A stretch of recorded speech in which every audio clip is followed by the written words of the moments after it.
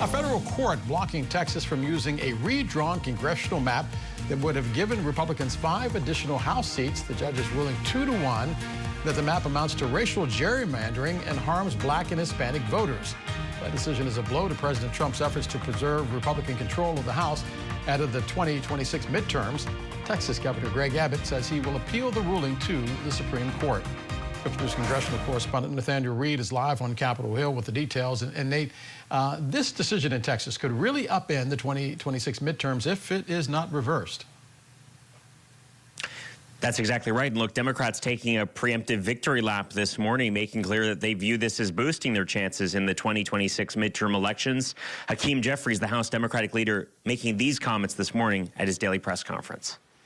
This whole notion that Republicans were going to be able to gerrymander their way into rigging the midterm elections, and Democrats in the House were just going to unilaterally disarm, roll over, and play dead was a fantasy. It was clear as day that Donald Trump and Republicans violated the 14th and the 15th Amendments of the United States Constitution. And then they jammed that gerrymandered map down the throats of the people of the great state of Texas. In the dead of night. In California, it was a democratic process.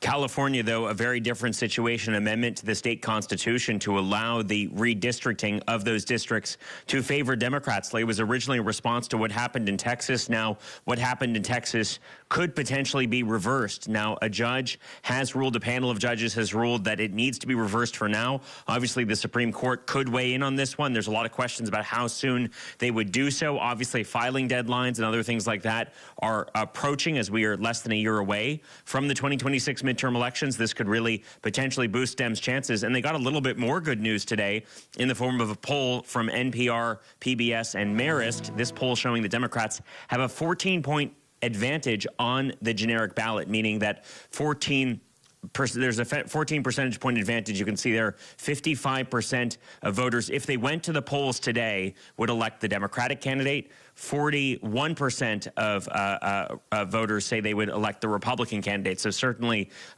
positive numbers there for Democrats to be excited about. Again, Republicans on Capitol Hill responding to that news, basically saying the only poll that matters is the one that voters will take next election day. Here's Senator John Husted, the Republican from Ohio State that just went through a redistricting process that will narrowly favor Republicans, or at least appear to narrowly favor Republicans. Do you think that redistricting in states across the country led by Republicans has been too aggressive, given what we saw yesterday in Texas? Look, I have a long history of doing it inside of Ohio. Ohio actually got a bipartisan vote. I'm glad that the system worked in Ohio, and I'm not going to comment about what other states are doing. That's up to their governors and their legislatures, and the true mark of whether it was successful or not is what will happen next November.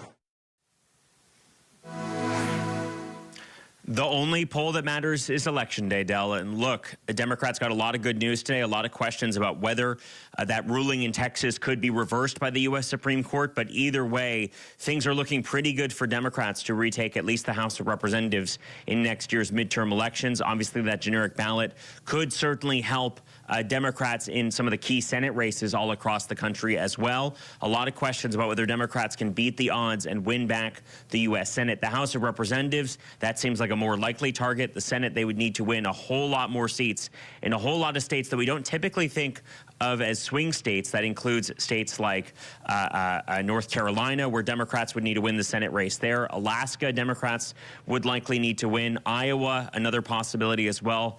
Look, there's a tough map ahead, but again, Democrats getting some good news yesterday in the form of both that poll, which came out this morning, and that ruling in Texas. A lot of questions, though, about whether the Supreme Court reverses it. Regardless of what happens, election night for those of us who cover those things is going to be a long night, so buckle up. Nathaniel Reed, our congressional correspondent. Nate, as always, thank you very much.